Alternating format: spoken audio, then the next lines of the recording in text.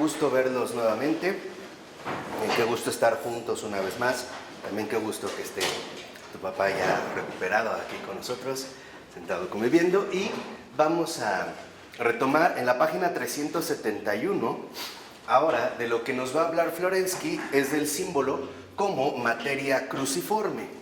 Nos va a hablar de precisamente la incorporación del sentido. Si Dios quiere, hoy terminamos ya esta parte y vamos a iniciar la segunda, que al inicio es como bastante compleja, pero veremos lo interesante que es la propuesta que nos va a mencionar. Entonces, lo primero en lo que va a insistir Florensky es, y lo dice desde el primer renglón, que la verdad es antinómica y no puede no serlo. Ahora, ¿por qué es antinómica? Vimos en estos contrastes de contrarios que están entremezclados, porque de hecho nuestra situación real es así. No podemos ya incurrir a veces en ingenuidades simplistas de suponer que, por ejemplo, o todo está bien o todo está mal. Serían como posturas exageradas, o mejor dicho, desproporcionadas. Entonces Florensky es consciente de eso y dice, entonces también el sacramento ha de poseer como expresión espacio-temporal de la realidad de la gracia una estructura antinómica. O sea, ¿qué significa en este sentido? Que cuando Florensky nos habla en un primer momento ya del sacramento, también nos va a decir que al ser una realidad que involucra o que está vinculada a nuestra situación espacio-temporal, pues también comparte esta realidad antinómica que de hecho nosotros poseemos.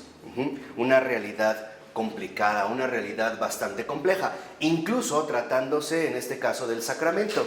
2 renglones abajo dice, la esencia del culto es por tanto antinómica, o sea, la unión de los dos mundos. Por eso es que es antinómica. En el caso del sacramento, se da entonces en un primer momento la unión de los dos mundos, el mundo visible y el mundo invisible, o si lo quieren llamar así, el mundo celeste y el mundo terrenal. ¿Esto qué va a traer consigo? Antinomias. ¿Por qué? Porque lo invisible no puede finalmente compaginarse totalmente con lo visible, y al revés. Lo visible, en su misma realidad visible o terrena, no puede finalmente vincularse plenamente con lo invisible o lo celeste. Queda de fondo una esencia antinómica. Y aquí es donde me parece que Florensky, yo de verdad, y lo confieso con gran admiración, yo no había conocido a ningún pensador que llegara a tal profundidad. En serio, ninguno, ni siquiera... no sé, filósofos o intelectuales de gran altura habían siquiera como ingresado a esta situación bastante compleja.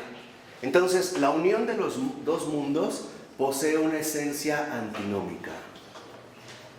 A pesar de que en el sacramento lo celeste está realmente presente, esto no le quita la realidad problemática de lo terrestre. Sigue siendo también entonces una vinculación misteriosa donde la antinomia no se puede eliminar, donde esta precisamente antinomia no se puede suspender. Por ello, ahora sí lo vemos como 4 rengloncitos abajo dice el libro. En efecto, en el sacramento, y dice Florensky, lo visible y lo sensible, a causa de su vinculación sustancial con lo divino y lo inteligible, guían nuestro actuar por senderos que son inhabitables e impropios para lo visible y lo sensible como tales. O sea, esta esencia antinómica, en el caso del culto, ya en la concreción del sacramento, a pesar de que el sacramento nos va guiando por realidades invisibles, estas realidades invisibles como tales no se manifiestan plenamente porque estamos nosotros involucrados a una realidad visible. De tal manera que entonces aquí es donde vemos una situación bastante dramática. Dios obra y por ese obrar no anula la realidad creada. No la anula. Por supuesto que la modifica, por supuesto que la altera, pero no la violenta. ¿Qué quiere decir? En un sentido también profundo, Dios respeta la calidad creatural de lo dado. No es, por así decirlo, una especie de truco de magia, donde se anula lo terrenal y queda todo absolutamente celestial. No es así. Acuérdense, por ejemplo, en una referencia muy concreta, los santos también van al baño, ¿no? Está esta anécdota de Santa Teresa de Jesús. ¿Sí saben que una vez estaba en el baño? Y estaba orando. Ella estaba en el baño y está orando y se le aparece el maligno, ¿no? Y le dice que por qué está orando, que qué está haciendo. Le dice, mira, lo que hago con mi boca y corazón es para Dios, lo que estoy sacando es para ti. Es esto lo que quiero que vean. O sea, este es el punto concreto. O sea, no podemos ya nosotros polarizar las cosas. Mientras estemos en la tierra, la antinomia no se puede suspender. Esto sería entrar en un engaño y sería entrar en una falsedad. De tal manera que entonces, por muy santificado que esté un hombre, no deja de lado su peso terrenal. Elevará o se elevará a alturas celestiales en ciertos arrebatos místicos, pero sigue caminando con 2 pies. Entonces, esto es lo que a nosotros nos ayuda literalmente a entender que lo que estamos viviendo en el cristianismo es de fondo un misterio. Y esto es entonces el verdadero misterio del sacramento. Esta esencia antinómica es precisamente lo que a nosotros nos coloca en el corazón del misterio. ¿Cuál es en este sentido el corazón del misterio? Que lo celeste y lo terrestre convivan en una vinculación que de cierta manera los reúne, pero no aniquila uno al otro. Lo habíamos visto incluso como el Señor dice, ¿no? Cuando, por ejemplo, un hombre recibe al Santísimo, no queda aniquilado. Como que de cierta manera se amortigua esta presencia, a pesar de que no disminuye la divinidad o lo real que se está recibiendo. No está como diluido. Y este es el misterio de la obra que el Señor va realizando. Esto en realidad creo que es muy, muy, muy importante. Ahora, ¿por qué? ¿Por qué se puede dar esto? Y es lo que a mí también me parece extraordinario. De verdad, yo no les de comentar, nadie me había impactado tanto como Florensky. Y me sigue impactando, ¿eh? Ninguno me había así fulminado en todos los sentidos como Florensky. ¿Por qué? Ahora va a decir Florensky, porque se trata de una materia cruciforme. O sea, la materia también está crucificada. Y esto nos haría intuir que la materia está crucificada desde un principio. Cuando San Pablo dice todo fue hecho por Él y para Él, quiere decir que entonces la misma materia de lo creado ya había sido marcada con esta cruz. ¿Para qué? Para llevar a cabo precisamente esta obra posterior. No es algo que llega de improviso. Entonces, en el misterio, nosotros ahora vamos accediendo a la materia cruciforme, ¿no? La materia, en efecto, está en este sentido crucificada. ¿Por qué? Fíjense, ¿por qué es cruciforme? Lo dice en la página 372, a partir del tercer renglón. Este parrafito también es muy importante, es muy importante. Dice, solo una materia cruciforme y crucificada puede ser más grande que sí misma. O sea, la materia en cuanto tal, la materia real concreta de todo lo creado, también está crucificada. ¿Por qué está crucificada? Porque también la materia contiene en esencia una renuncia. Es dócil al crecimiento. Por eso es que lo material recibe o concibe, literalmente una conceptio, concibe lo inmaterial, en este sentido lo divino. O sea, la materia se deja en este sentido transfigurar. Se deja transfigurar de tal manera que lo material alcanza una dimensión más que material. Por ejemplo, la transfiguración en el pan eucarístico. Ahí está el cuerpo, es la materia, pero esta materia ya es algo más que ella misma. Ya posee esta dimensión no material. O bien nosotros podríamos decir, ya posee esta dimensión espiritual. Esto es, digamos, lo central. La materia es cruciforme porque también la materia se deja fecundar por el Espíritu. Y es así como queda transfigurada. Quizá uno de los signos claros de esta materia cruciforme y que vale la pena mencionar y asumir realmente con gran seriedad. Bueno, y dicho sea de paso, la verdad es que los extrañé mucho. Anhelaba estas clases, estoy muy emocionado de volver aquí al ambiente, ¿no? Estaba como pez fuera del agua, pero aquí ya estoy respirando otra vez. Así que gracias por la oportunidad también. Bueno, este era un pequeño paréntesis, pero aquí entonces se deja fecundar literalmente por el Espíritu, e insisto que esta crucifixión de la materia, por ejemplo, se ve en la multiplicación de los panes. Por eso es que los panes se pueden multiplicar. ¿Por qué? Porque la materia no está cerrada en sí misma. La materia también está abierta a la fecundación profunda del Espíritu. De tal manera que lo que puede ser un pan, ahora se deja convertir o transformar en 1000 o en 10,000. Lo vemos también, por ejemplo, en el caso de la bilocación, ¿no?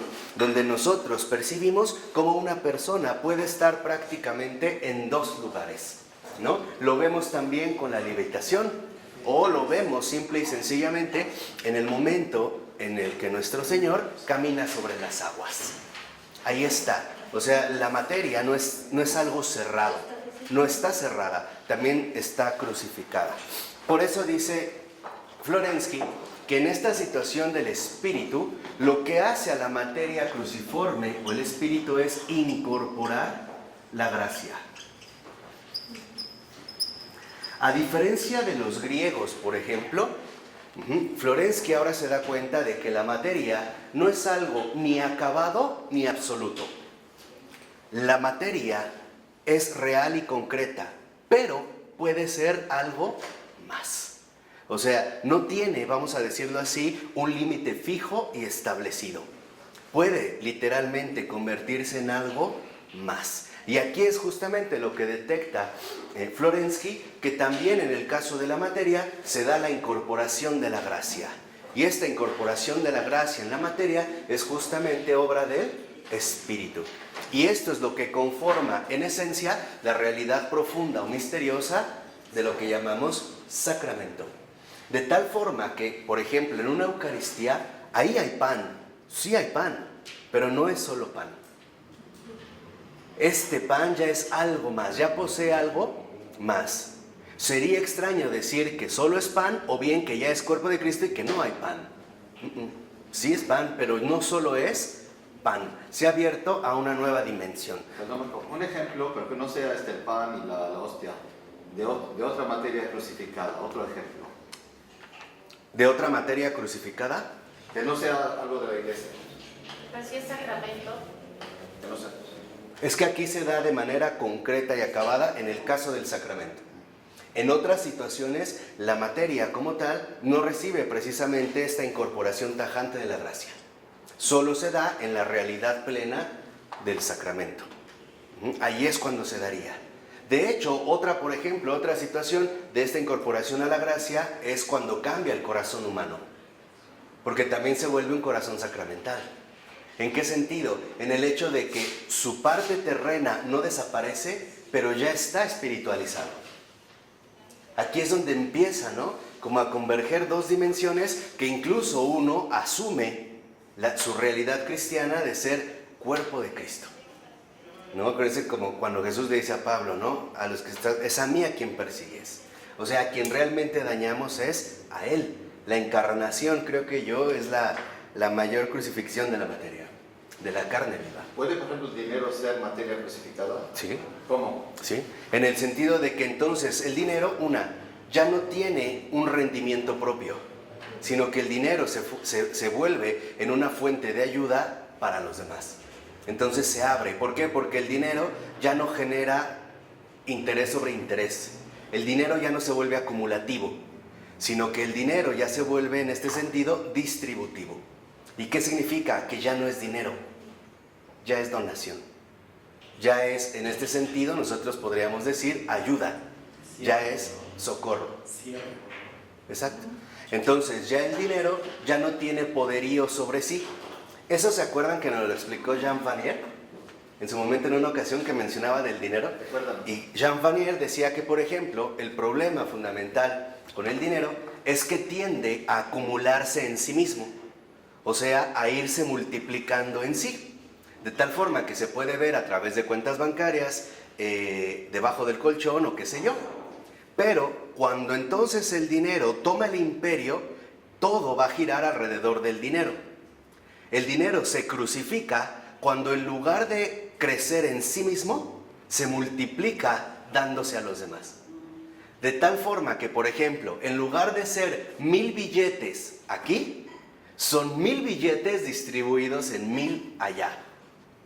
Y entonces alcanza una dimensión diferente. El dinero ya no se vuelve un tirano. El dinero ahora, contra su propia naturaleza, se pone al servicio del bien. Y esto es algo también extraordinario. También podemos, ¿cómo lo puedes explicar? En que el cuerpo de Cristo se hace el Cordero de Dios. En esta noción, o sea, en el hecho de que es ahora el Que Cordero. cada uno de nosotros puede ser también el Cordero de Dios. Sí, claro.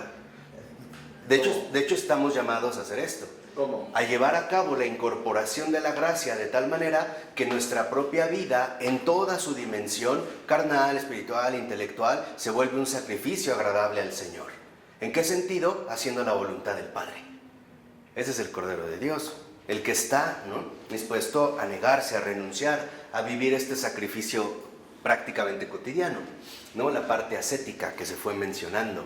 Por eso dice a continuación que en los dos ámbitos, o sea, la materia y el espíritu, reina el movimiento contradictorio de la cruz. Aquí es cuando empezamos a ver, en efecto, que este movimiento contradictorio de la cruz lo que hace es invertir los términos.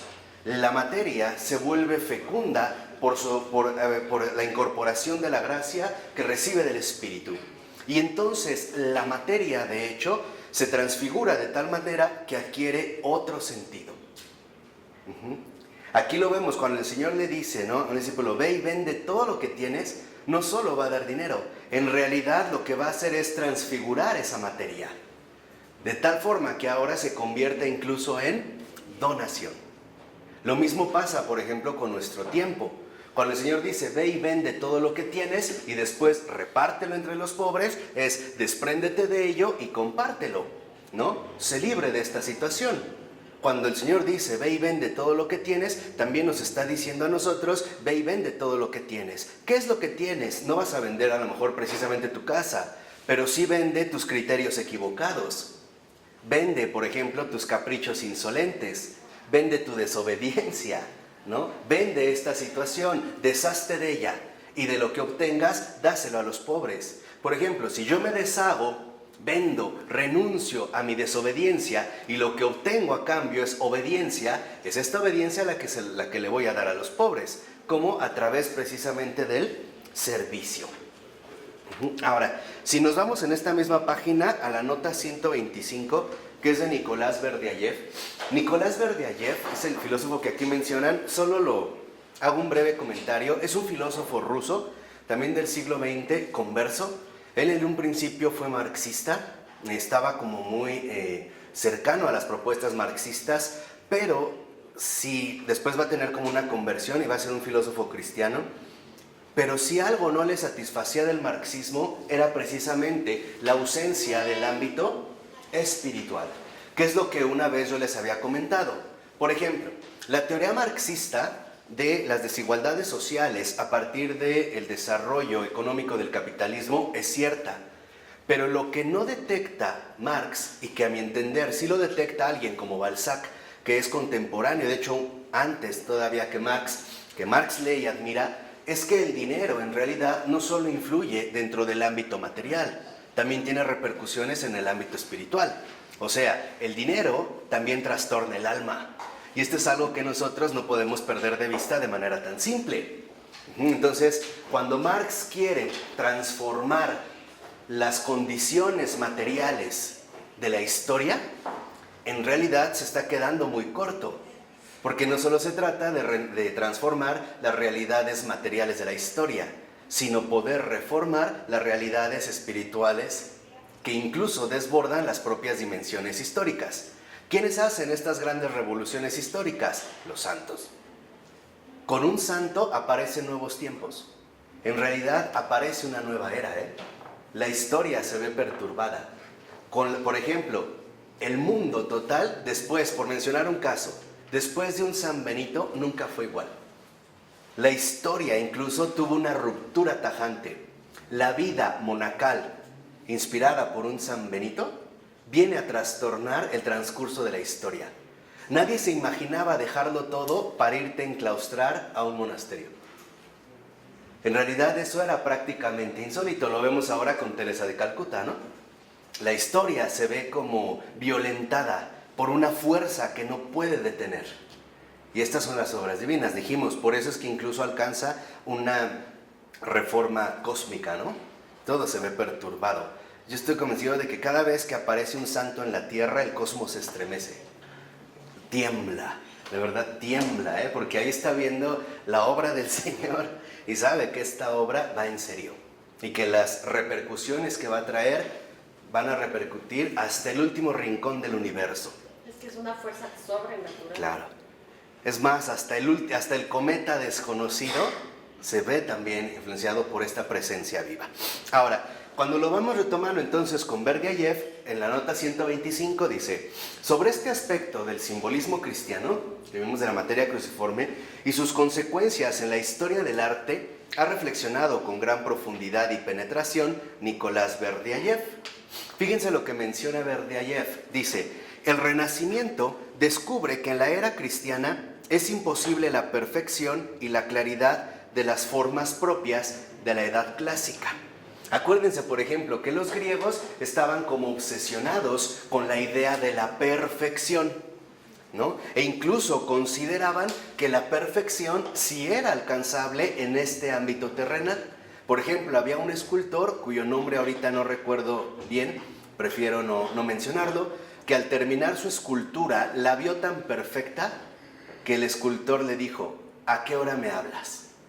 Fue Miguel Ángel, No, griego. No, mucho antes. Ah, no, yo pensé, pero también el También Miguel Ángel, sí. Miguel Ángel le rompe la rodilla. ¿No?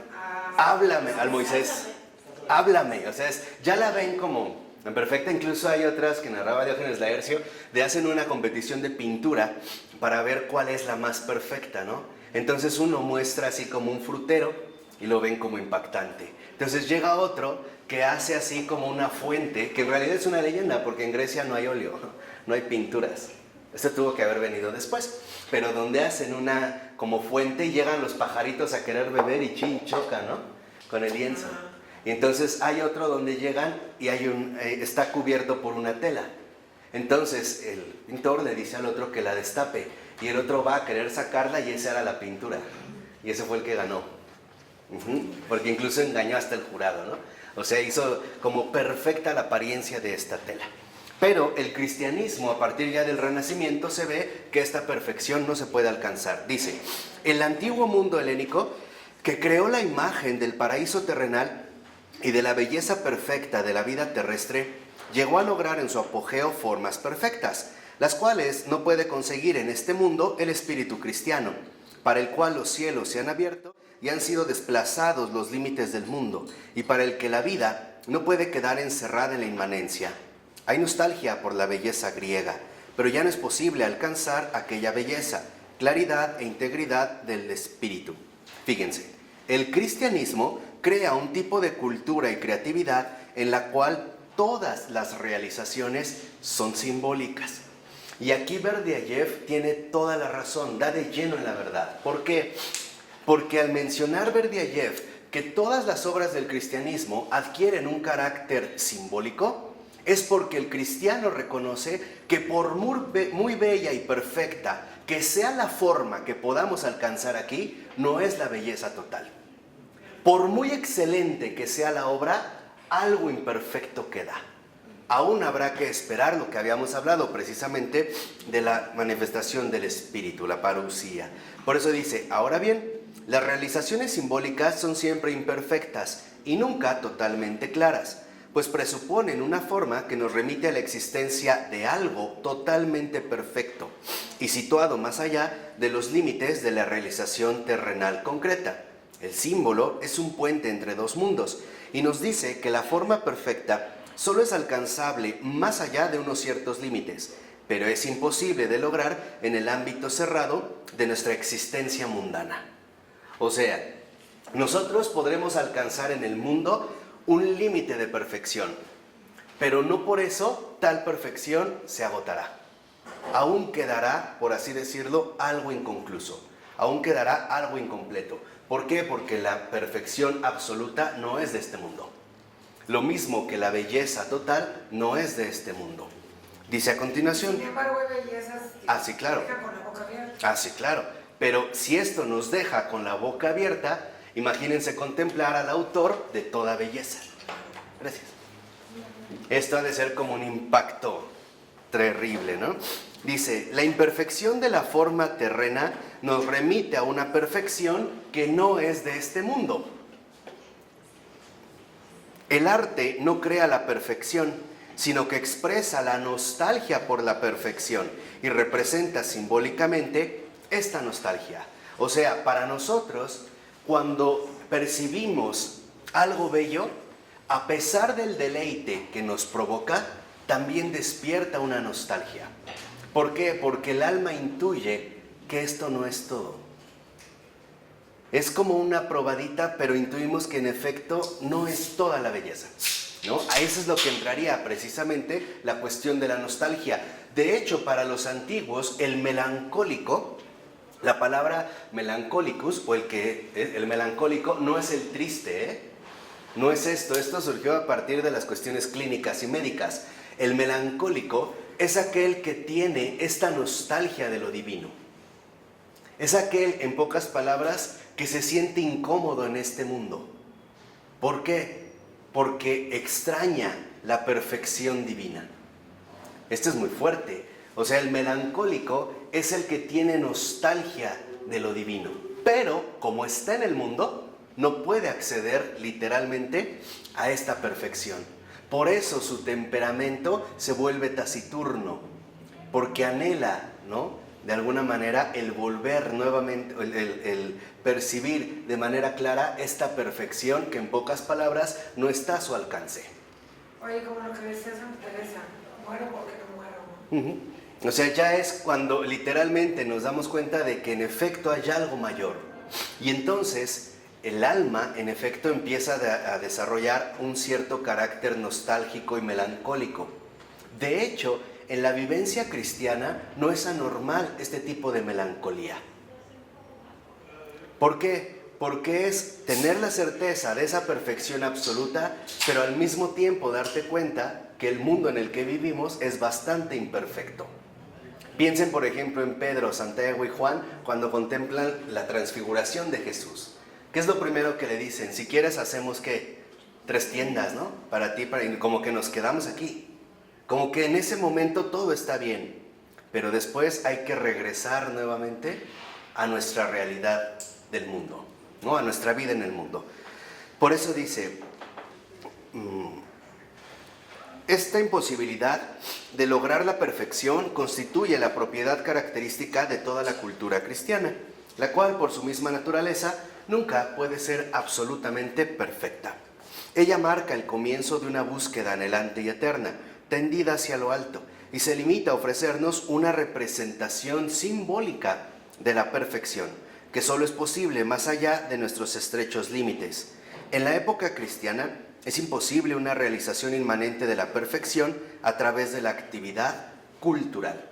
O sea, cuando ya inicia literalmente la era cristiana, las supuestas cumbres de la perfección que había alcanzado, por ejemplo, la cultura griega, ya no representan lo más alto. Ahora el cristiano sabe que en efecto hay todavía mucho más. Hay un infinito que probablemente él ni siquiera alcanza a sospechar, pero que anhela fervientemente.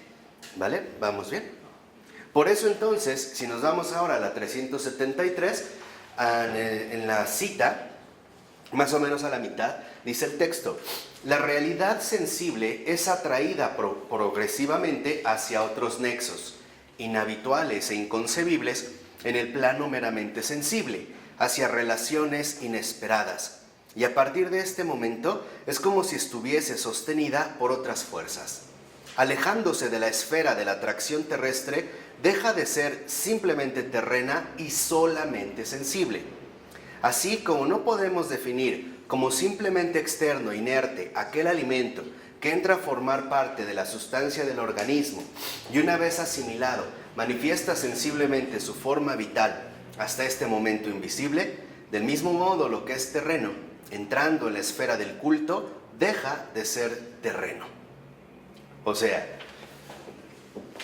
cuando se incorpora la gracia que hemos estado comentando en el caso del sacramento, entonces lo que precisamente aparece es el culto. El culto es terreno, pero no solamente terreno. Posee ya algo más. Ya aparece literalmente una dimensión que lo desborda, sin que por ello precisamente lo anule. Que es lo que les comenté. Un santo será muy santo, pero no deja de ser un humano. No podemos evadir nuestra realidad concreta. O sea, el culto no es solamente terreno. Y aquí lo que importa es solamente. Claro que se da con ciertas formas terrenales. ¿Por qué? Porque es la manera en la que a nosotros nos resulta accesible. No vamos a negar este tipo de situación, pero ya no es algo solamente terreno. Dice a continuación,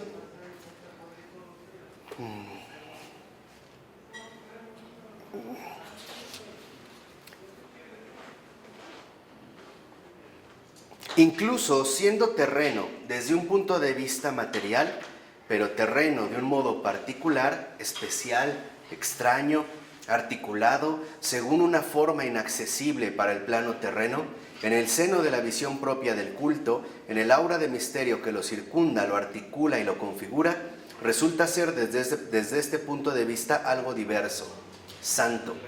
Es precisamente para insistir que en efecto aquí hay una participación concreta del Espíritu. O sea, en lugar de minimizarlo, lo exalta. O sea, el hecho de reconocer que no nos brincamos nuestra propia condición humana. Por ejemplo, uno puede decir, yo me comunico con Dios a través del alma o el espíritu o el pensamiento, la idea, pero lo hago aún así terrenalmente. ¿Por qué? Porque en ningún momento en la oración, por ejemplo, me separo del cuerpo. Es terrenal, pero tampoco niega este aspecto. No podemos, pero tampoco podemos negar este aspecto.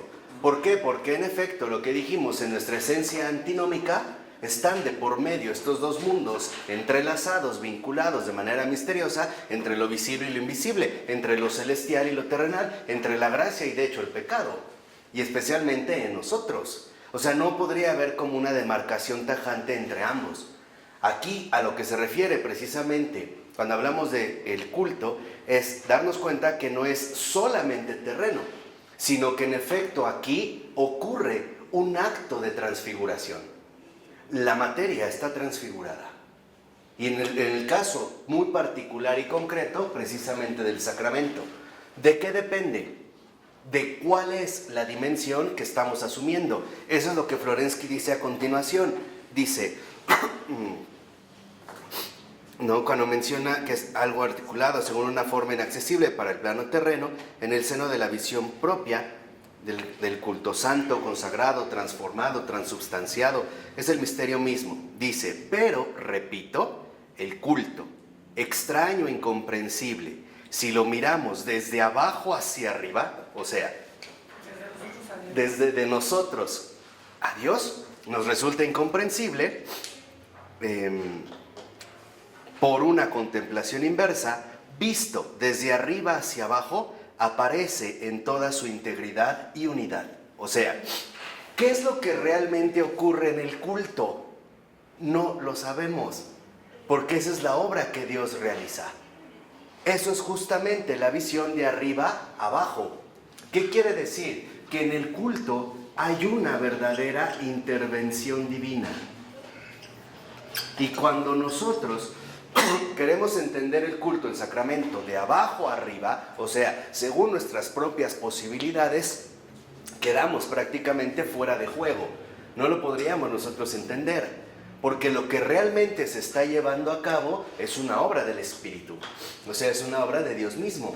De tal forma que entonces lo que ocurre en el culto, de abajo hacia arriba, de lo que nosotros vemos y alcanzamos y nos quedamos muy cortos, también debemos de contemplar lo que está ocurriendo desde el punto de vista de arriba a abajo, o sea, de lo que Dios hace. Y no nunca pensamos en eso. y no solo de lo que nosotros comprendemos. A esto es también a lo que se refería. O sea, el culto no se agota, en pocas palabras, con la comprensión humana.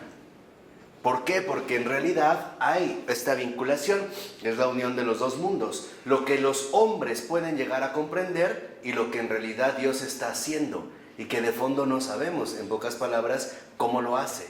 Es lo que pasa entonces con la intervención divina. Lo tocado por esta intervención, la materia, o sea, la materia concreta, en el hecho que sea, o bajo la forma que sea, se convierte en un ser para el otro mundo. Se diviniza. Exactamente. Como un ejemplo concreto, por favor. Sí. O sea, cuando en este culto que se lleva a cabo en el sacramento, entra literalmente la incorporación de la gracia, entonces la materia queda divinizada. Asumida por Cristo. Queda realmente transfigurada, queda espiritualizada. De tal manera que entonces la materia en ese mismo instante también está siendo crucificada. O sea, todo lo que es tocado por la intervención divina. Más bien redimida, ¿verdad? Exactamente. En este sentido, se transforma por completo en un ser para el otro mundo. O sea, ahora ya su sentido ya no lo va a encontrar en el mero ámbito del mundo, sino que ahora esto que ha sido tocado por la intervención divina se convierte precisamente en un ser para el otro mundo. Ya está, vamos a decirlo así, divinizada. Ya la literalmente transfigurado. Y el sentido profundo que conlleva esta intervención es que esta materia ahora no se agota en sí misma, sino que ya se convierte, por así decirlo, en un conducto que dirige literalmente a la vida eterna. Esa sería su verdadera finalidad. Exactamente, por existir. exactamente. Ya no aquí. O sea, esto por ejemplo es lo que nosotros podemos percibir cuando se realiza una intervención divina de manera tan tajante como ocurre en los cuerpos incorruptos. Si ustedes han visto un cuerpo incorrupto, no es lo mismo que una momificación o un embalsamado, ¿eh? Entonces lo tocado, el ser para el otro mundo, es justamente lo que Florensky llama la crucifixión de la materia, o sea, la materia cruciforme. ¿Por qué? Lo menciona el texto que cuando ya se ha convertido esta materia en ser para el otro mundo, en su crucifixión, ahora ha perdido su propia vida. O sea, ya ha perdido su propia vida, ya ha adquirido, por así mencionarlo, una cualidad distinta de ella misma, como podría ser la incorrupción. O sea, por ejemplo, un cuerpo en un estado normal se corrompe, y de hecho se corrompe rápido, al tercer día. No es casual que también Jesús resucite al tercer día, era un mensaje claro. No es cuando ya llega la putrefacción. Por eso ahí es un mensaje clarísimo, no es de a gratis. Jesús no hizo nada de a gratis, ¿eh? Todo lo que dijo, hizo, no dijo, todo tiene sentido en él, ¿eh? Cuando habla y no habla, cuando se sienta, se para, ¿no? Nada hay gratuito o algo así. Precisamente esta crucifixión es porque la materia, lo terrenal que está participando en el culto, ha perdido su propia vida. Y por eso, justo porque ha perdido su propia vida, es que se deja fecundar por unas dimensiones que solo lo divino podrían alcanzar. Es lo que les decía, esto se puede, por ejemplo, percibir en el caso de la multiplicación de los panes, ¿no? En la multiplicación de los panes, el pan, que es un pan, y no más, pierde su propia vida, literalmente, al ser tocado por la intervención divina, y ahora se multiplica. Ya no tiene sus propios límites. Este pan ahora se convierte en 1000 panes, 10,000. Ya no está, vamos a decirlo así, limitado. Por ello, si nos vamos entonces a la 375, ¿no? Desde el inicio, dice el texto, una vez que ha perdido su propia vida, se convierte en portador del otro mundo, en su cuerpo. Ahora lleva en sí al otro mundo, lo incorpora en sí mismo. O de otro modo, Este mundo de los sentidos es transfigurado, espiritualizado y transformado por eso en un símbolo, es decir, en la unidad orgánica viviente entre el polo que representa y el representado, entre el polo que simboliza y el simbolizado. O sea, aquí, en este caso del sacramento, está participando como un símbolo porque están unidos los dos mundos. Ahí está lo divino y lo terreno, lo visible y lo invisible. Dice 3 renglones abajo, y es cuando hasta cita Pablo, ¿no? El ser invisible de Dios, que es su eterno poder y divinidad, se muestra desde la creación del mundo y se percibe en sus obras. Cita Romanos 1:20. O sea, incluso nosotros, siendo honestos, ¿cómo es que percibimos lo invisible? A través de lo visible. No hay, por así decirlo, para nosotros una forma absolutamente pura, libre de estas situaciones materiales. De hecho, esa es, a mi entender, la gran tentación, por ejemplo, de un plotino. La tentación grave de un plotino, el error grave de un plotino, es suponer que nosotros, en una especie de elevación intelectual, en una purificación ascendente, podremos irnos nosotros despegando cada vez más de los aspectos mundanos terrenales hasta llegar a esta inteligencia pura que ya está libre de cualquier referencia material. Eso a mí me parece francamente ridículo. La eternidad o la tierra. No, ya desde aquí.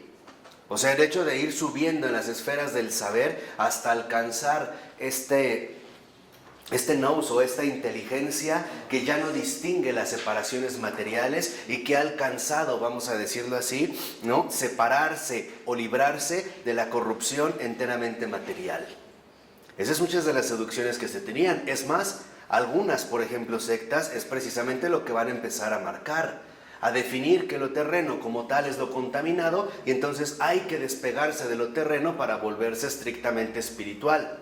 Y había algunas sectas, por ejemplo, que se van a llamar justamente así, los espirituales, ¿no? O sea, va a haber como un desprecio tajante de este aspecto material, y en realidad a lo que podemos nosotros incurrir es darnos cuenta de que esto sería más bien un tipo de ensoñación, ¿no? La gnosis de Plotino es esto.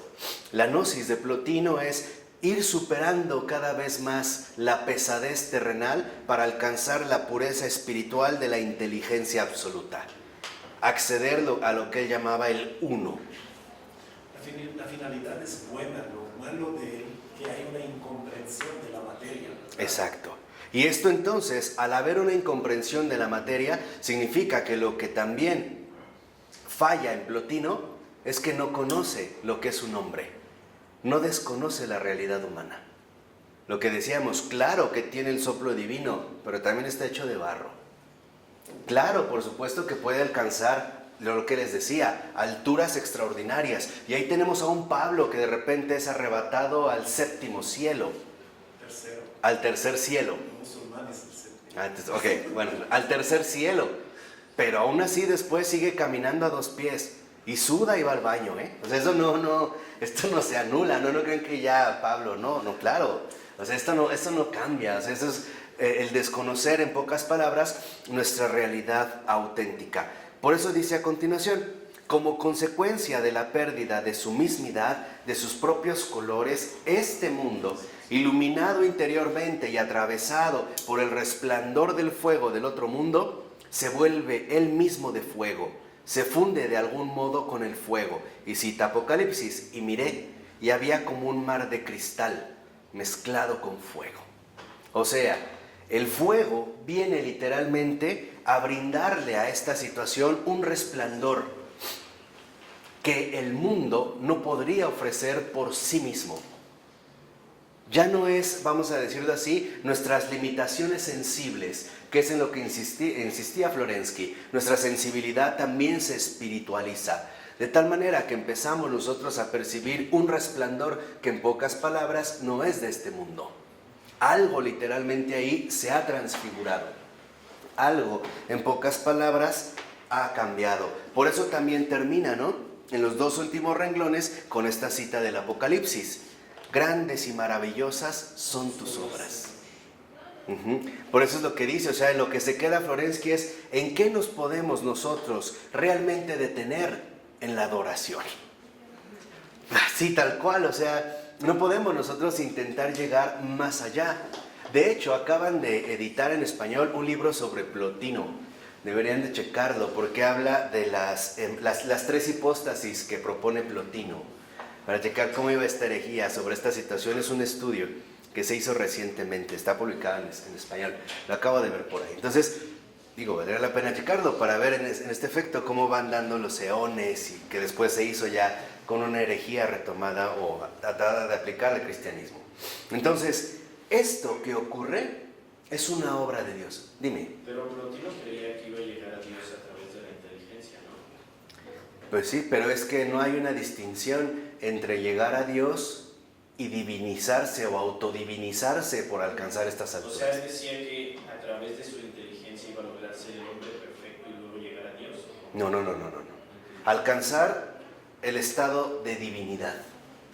El estado... ¿En Dios? ¿Eh? ¿En Dios o en su cerebro? O sea, pues yo creo que es más bien como un error intelectual, es una aspiración extraña, ¿no? No cree en algo, sino en una situación que intelectualmente lo puede ir elevando cada vez más a esas alturas donde ya no hay pobres mortales, ¿no? Estas son seducciones muy particulares. Yo les insistía que este tipo de seducción, por ejemplo, también se da en la masonería, ¿no?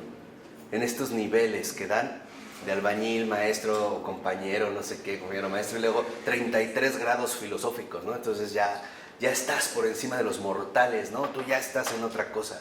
Y esas son como fugas extrañas.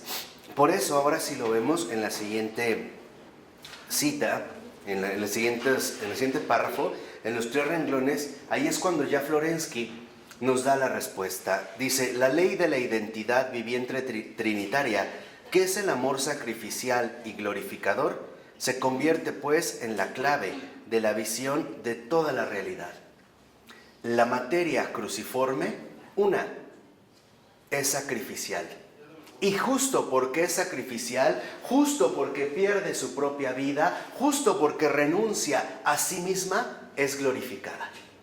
Entonces, ¿qué es lo que ocurre en el caso de la materia que participa directamente, concretamente en el sacramento?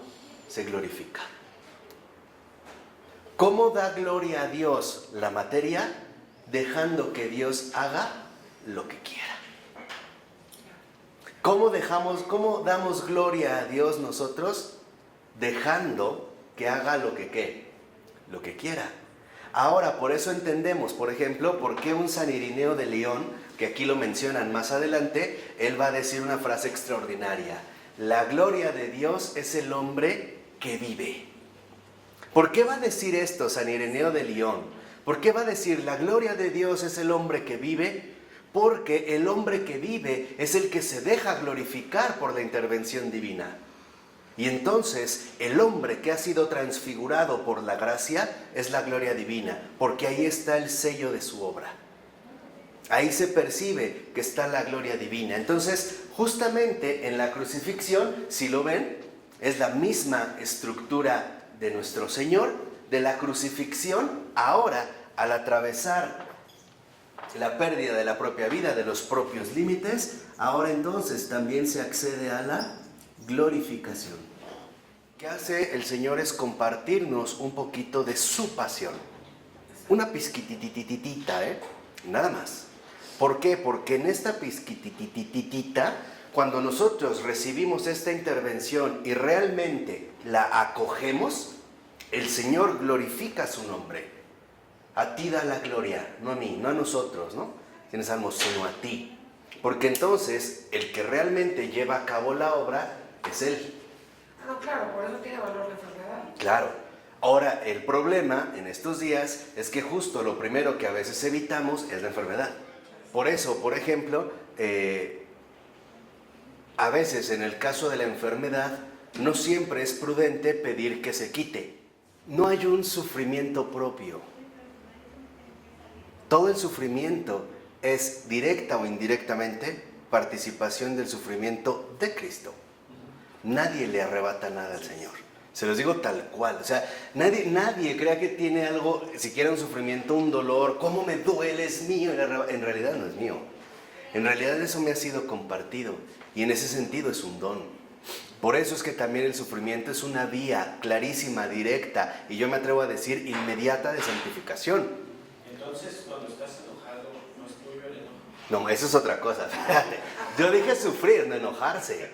No, el enojo es una debilidad de carácter, es una falta de virtud. Estás ansioso o triste. Ese es un desorden del alma. Esa es justamente la oportunidad para ejercitar ciertas virtudes. Por ejemplo, si yo me enojo es porque realmente no estoy practicando la mansedumbre. Pero en el sufrimiento es otra situación bastante diferente.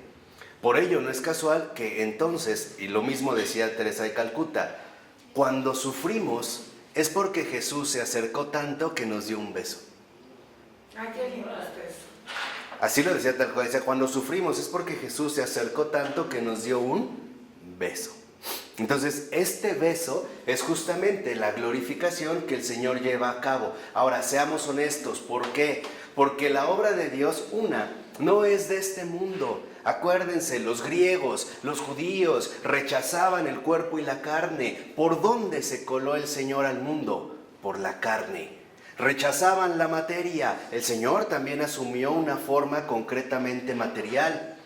Rechazaban el sufrimiento. Piensen en los estoicos, en los epicúreos que nos hablan de la hedoné, o sea, del placer. Los estoicos hablándonos de la ataraxia, el hecho de no verse perturbado. El mundo, yo les pregunto, ¿acepta el sufrimiento? No. Hoy vemos cómo al menor síntoma de sufrimiento, de inmediato lo queremos bloquear. Una aspirina, vete a un spa, haz un mensaje, haz esto, ponte agujas, ponte aquello, inyéctate. Lo buscamos evadir por todos los medios.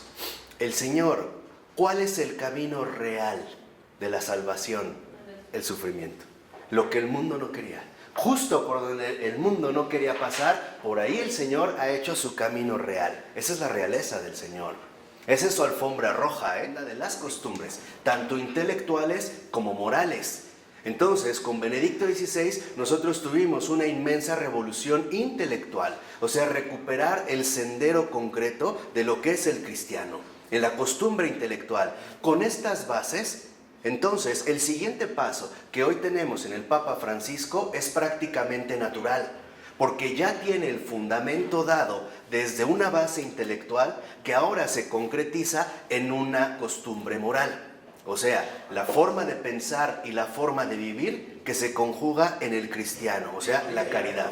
¿Ande? Ideología y acto, ¿no? Claro, o sea, ahí está, digamos, la palabra, el intelecto y el intelecto encarnado. O sea, el cristianismo literalmente puesto en marcha.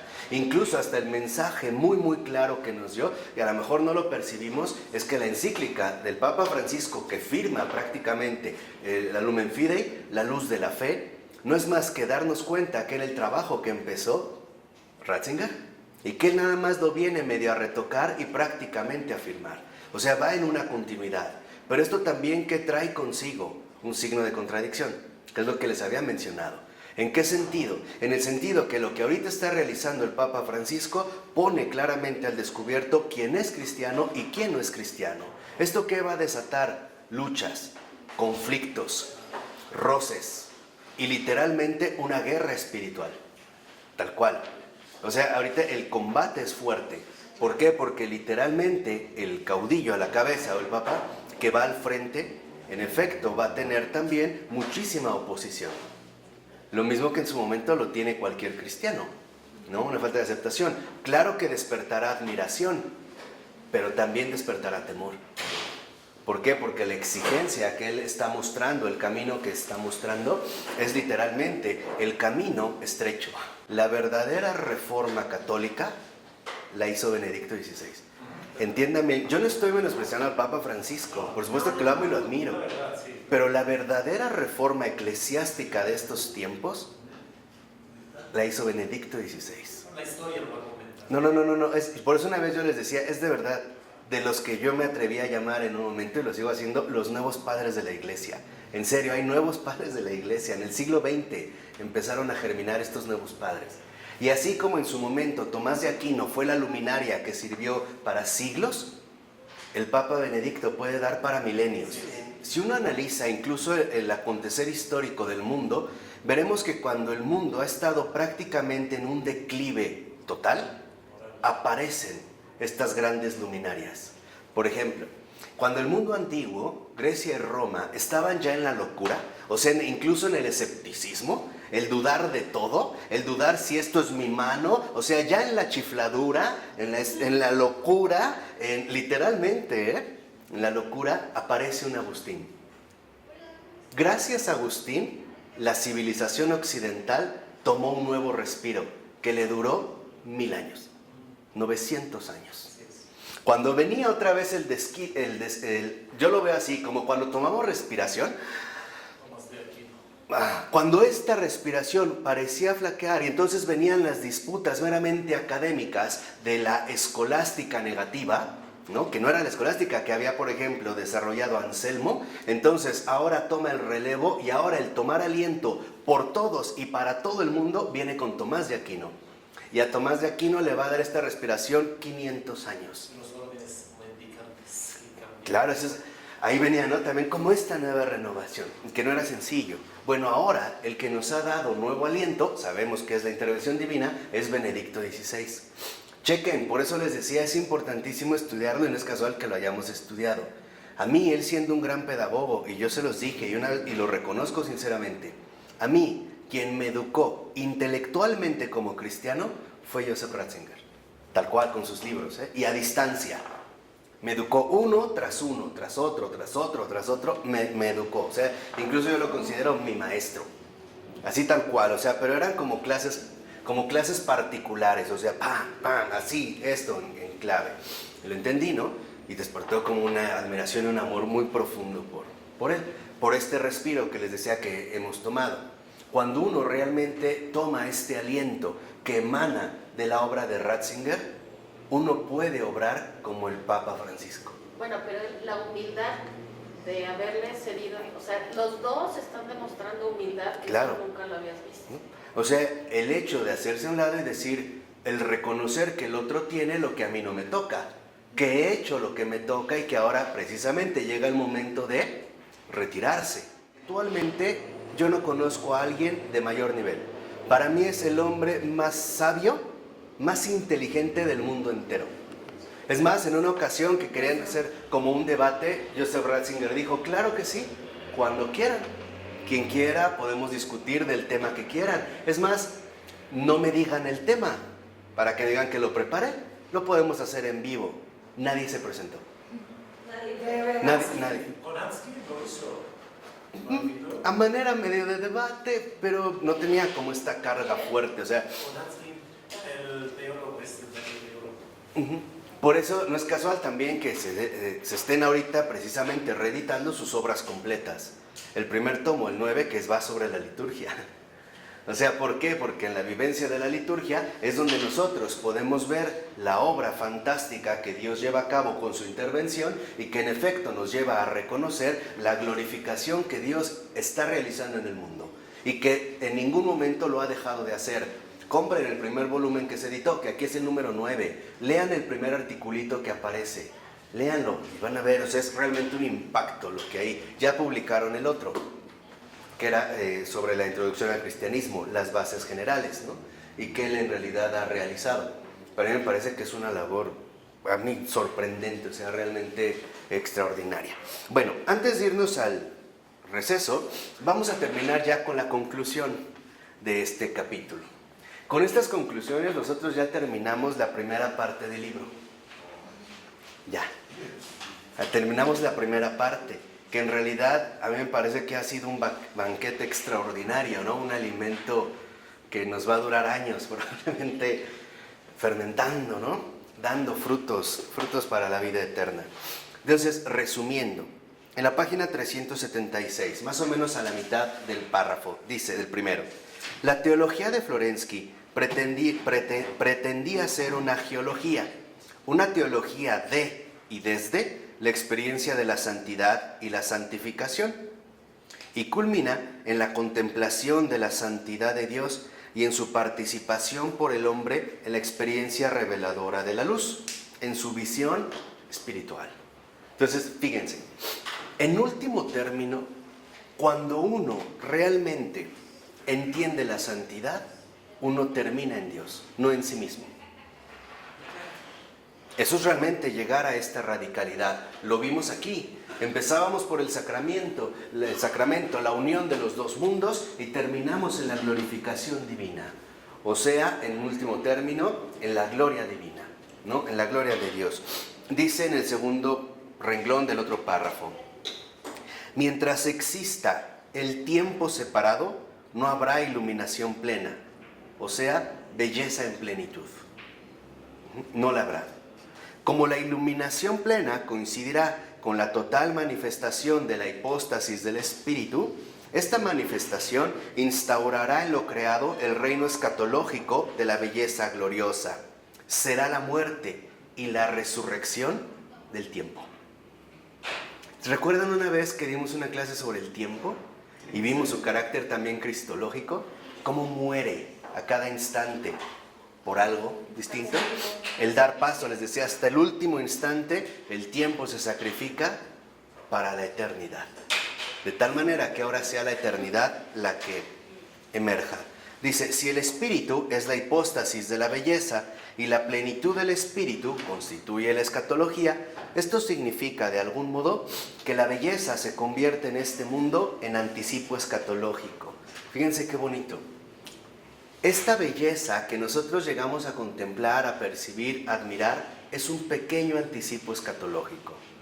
O sea, imagínense el más bello paisaje que han visto en sus vidas, que los ha impactado, que los ha dejado, como decimos, con la boca abierta o con ciertas palpitaciones en el corazón. Bueno, esto no es nada comparando con la obra final, con lo que Dios tiene literalmente preparado. ¿Se acuerdan una frase que también Joseph Ratzinger nos dijo en la introducción al cristianismo, en el espíritu de la liturgia, cuando mencionaba sobre el juicio final, que nos decía, no teman, soy yo? No llega el temible, llega el hermoso. No llega el amenazador, llega el Redentor, llega Jesús. Bendito el que viene en el nombre del Señor, con su gloria. Por eso dice a continuación, ¿de qué belleza se trata? Dice en el siguiente párrafo, en el segundo renglón, los santos anticipan el reino, son las cumbres de la humanidad y de la experiencia humana transfigurada, pero solo en arras, o sea, en vísperas. Ni siquiera lo alcanzado por un santo en la tierra es comparable con la santidad final, con este esplendor total.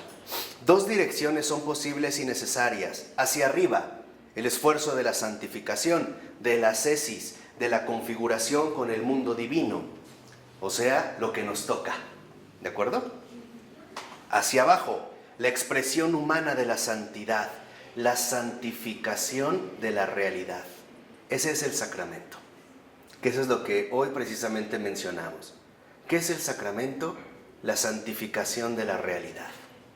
De tal manera que entonces, en el sacramento, y escuchen bien, en el sacramento también hay un anticipo de la santificación final de todo lo creado. Lo que el Señor ahorita está haciendo, como en pequeño, como en dividido, es esta obra de divinización, de glorificación final. ¿Quién ya lo había entrevisto? Pablo. ¿Cómo lo dijo el buen Pablo? Hasta que Dios sea todo en todos. Es esto. Lo que ocurre en el sacramento es un leve reflejo, un anticipo pequeño, pero real, concreto, sustancial, de lo que el Señor está preparando. Y ojalá que esto despierte nuestra esperanza y no el temor. Dice a continuación, en la 377, 3 últimos renglones del primer párrafo, el santo, fíjense cómo le llama Florensky, y es muy hermoso, sacramento personal, se ofrece a esta dinámica del autotrascendimiento, encarna el símbolo del testigo fiel. que ya habíamos hablado de este testigo. Vimos cómo en último término el santo es testigo de él. El testimonio no es del santo, el testimonio es de Cristo, a través de esta persona. Por eso es también una renuncia. Y dice en el último, la condición de la belleza en el estado intermedio de la historia es una condición crucificada. La belleza resplandece en la integridad del testigo mártir, que ha unido el sufrimiento y el mensaje, la carne y el sentido en su propia vida. Se trata de la santidad como embellecimiento objetivo escatológico. Un adelanto de lo que en realidad está aún por venir. ¿Vamos? Bueno, aquí la dejamos. En el nombre del Padre, del Hijo y del Espíritu Santo. Amén. Pues,